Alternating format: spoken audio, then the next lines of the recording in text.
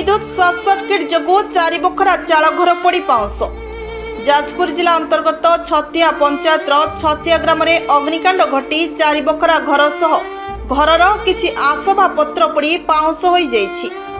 घटनारू प्रकाश उक्त ग्रामर विपिन बिहारी साहू घरे short circuit जगू निया लगी जाइतिबा जଣା पड़िछि। घर पाखरे थिबा किछि लोक चेष्टा करी निया को आयत्त करि पारि नथिले।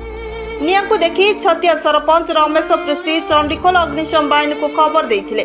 चंडीखोल अग्निशम बाहिनी पहुंची निया को लिभाइथिले, मात्र सेतबेलकु किछि जिनसपत्र पड़ी पाउंस हो जाइछि। घटनास्थल में जाजपुर रोड किन्नर समाजर समाजसेवी प्रमुख पहुंची अग्नि विपन्न परिवार को समवेदना जणाइबा सहित समस्त समाजसेवी और दर्पण तहसीलदार को अनुकंपामूलक सहायता प्रदान करबा पई अनुरोध करिसेंती।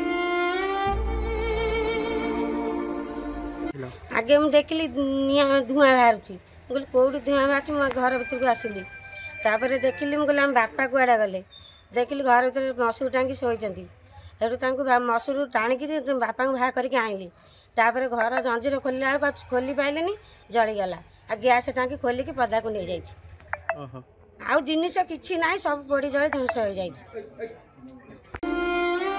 ब्यूरो रिपोर्ट विचित्र दुनिया।